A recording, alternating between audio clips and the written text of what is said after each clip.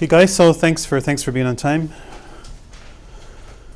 No. So what we're going to do today is we're going to look at some JavaScript from the very beginning. So some of you may have seen some of this before at the tail end of SOFT6007. And if you took SOFT6007 with me, you probably saw exactly this stuff before. But it's worth going over again anyway. So the first thing we need to know about JavaScript is that it's not Java. So Java is a high-level programming language. It's platform independent and it runs on a standardized virtual machine. Have you written some Java or anything? Maybe you have, maybe you haven't. Anyway, so Java is a fully grown-up, card-carrying, man-sized programming language. Okay? JavaScript is not. JavaScript is a scripting language that is used by browsers. And so the programs run in the browser. The JavaScript comes off the web. Could you pass that the other way there?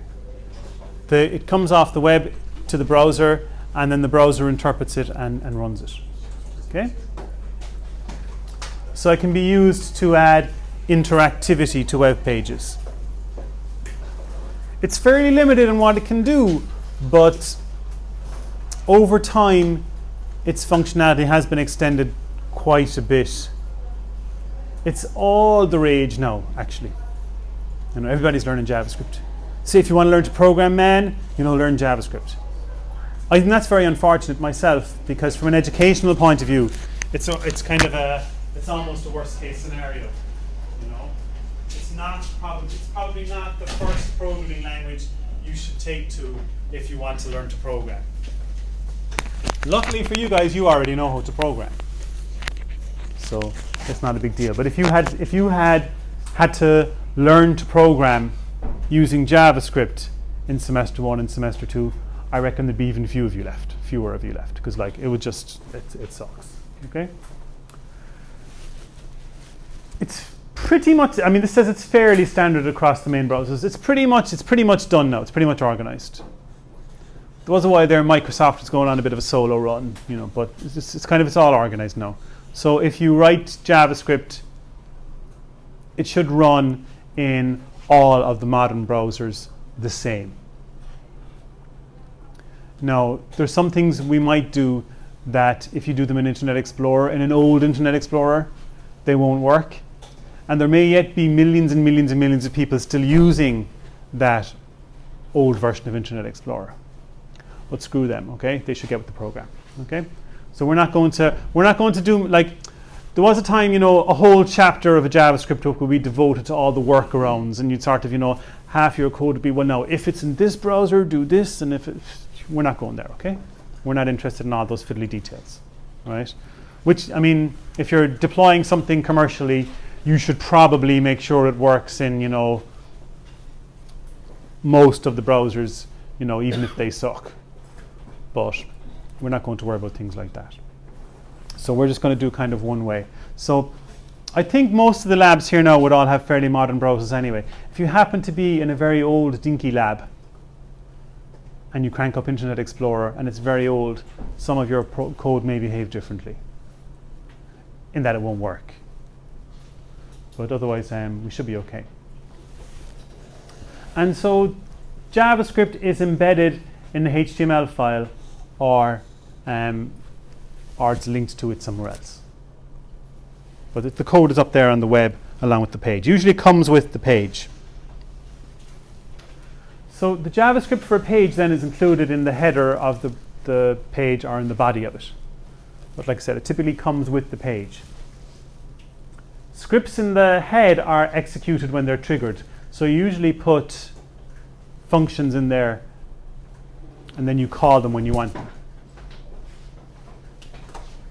And stuff that's in the body, that's executed when the page loads. So for our first few examples, we're going to look at JavaScript that is just displaying stuff on the page as the page is loaded. But that's a very limited use because once the page is actually loaded, if you want to change it, you can't use document.writes and things, as we'll see. So we'll do that just to get our feet wet in JavaScript. But then after that, for the most part, everything will be in the header, and we'll just call it when you click a button.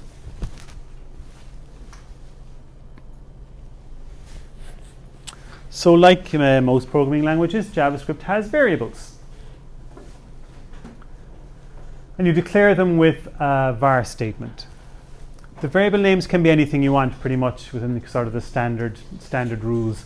You don't want to start a variable name with a number. But apart from that, it's fairly flexible. You can't have too many funky characters in JavaScript variable names. Basically, you can have underscores or dollars or numbers, and then your letters. The important thing to remember is that JavaScript variable names are case sensitive. So my count1 with a lowercase c and my count1 with an uppercase c are completely different variables. So that's a big source of errors. Whatever variable naming convention you're used to, you should use that and be consistent about it. Doesn't really matter what it is. This int count here that I sometimes use, that's a hangover from Visual Basic. People used to like to name their variables in Visual Basic with a prefix that will give you a hint as to the type. But, you know, that's just... There's the odd reserved word in JavaScript. I can't remember any now. Something like time, for example. You wouldn't want to, you know, try and assign something to time. That would probably give you problems. So let's look here at a very simple, but I think quite cute JavaScript program. Don't worry about taking this down, although you don't appear to be, but I'll put this somewhere anyway. Okay. So what this JavaScript program does is it will display a different greeting depending on the time of day. So many of you would have seen this in SOFT6007. So I'll take you through this line by line and we'll see how it works. One of the important things to remember about JavaScript is that it's still part of a bog standard web page. So this is still a web page. So we still have our HTML and our header and our title and our body and stuff. And to be complete, you'd want to have your .type declaration and things in there as well.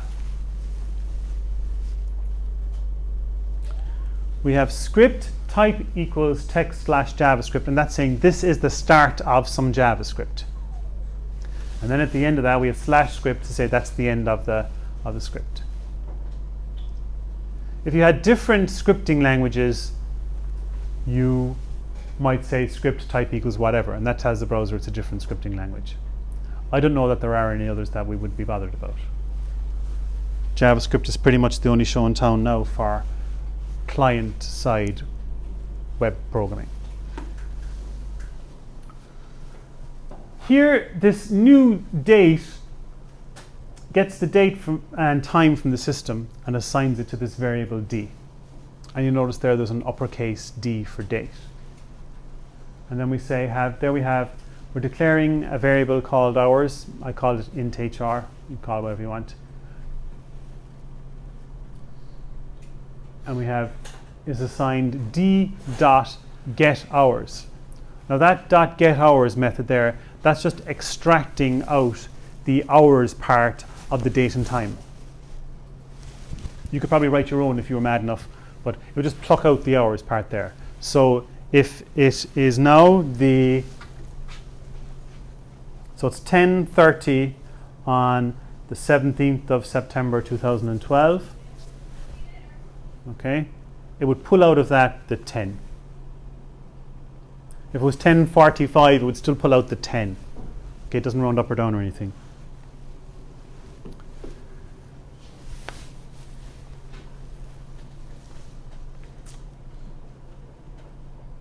There is a question of where it gets the time. Does it get the time off the machine or does it get it off the web? It's confusing for us because we spend most of the college year in Greenwich Mean Time, where the universal time and the local time are the same. If you were taking this class in California, you'd have to be very worried about the 8-hour difference and make sure that the time you're getting is the local time and not the time globally, the time on planet Earth, which is where we happen to live. Obviously we live on Earth, but you know what I mean. Okay? So that can cause confusion sometimes. So the get hours anyway will extract out the hours part. Now, document.write is a method that you use to output stuff to the page. But you can only use that in the body as the page is being loaded, okay? Once the page is done being drawn, you can't use a document.write then at the end of it. So we'll be using document.writes for a little while, and then they'll be no more good to us, because what we'll be wanting to do is modify the page after we've drawn it. But for now, they're cool. So we're outputting there the D, we're outputting this the time. That's just actually so we can see what it looks like just for the crack. Okay? And then we're outputting document.write br/. And that's an important point there. We're still outputting bog standard HTML. The output of this JavaScript is HTML. And the page is going to, the browser is going to render that HTML, that output, as if it was just HTML.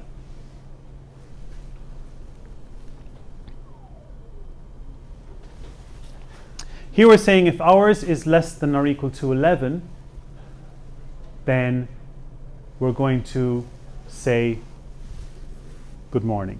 Now, here in JavaScript, you have to put brackets around the Boolean condition there. So we have if and some Boolean condition, and you have to put the brackets around it. Or at least you used to have to. Or didn't work. Okay? There's no end if in JavaScript. In this module, I might bitch and moan a bit about the structure of JavaScript. I don't think it was written by someone who was into designing programming languages, and it certainly wasn't written by an educator. So there are lots of fiddly things in JavaScript that can cause problems.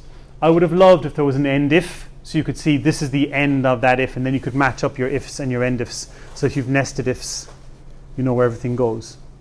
If you've nested if statements in JavaScript, and especially if they've got else's, it can actually get a bit tricky, you know, to figure out what goes where. So you just have to be wary of that. Now, so we say document.write good morning, and we're putting the good morning in bold there. So that's what those B tags are doing. Again, it's bog standard HTML that we're actually outputting. Then we're saying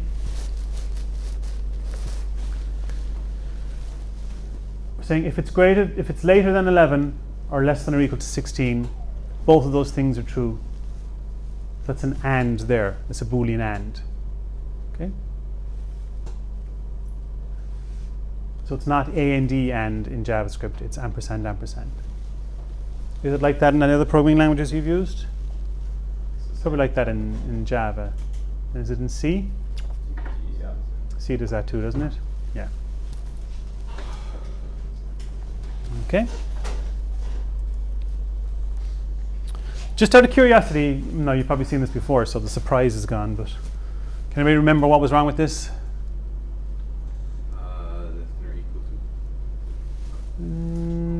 Kind of, but no. There's a bit of redundancy in there. Can't be two of them really. Well, it can be. It's going to check if it's less than 11 first. Yeah.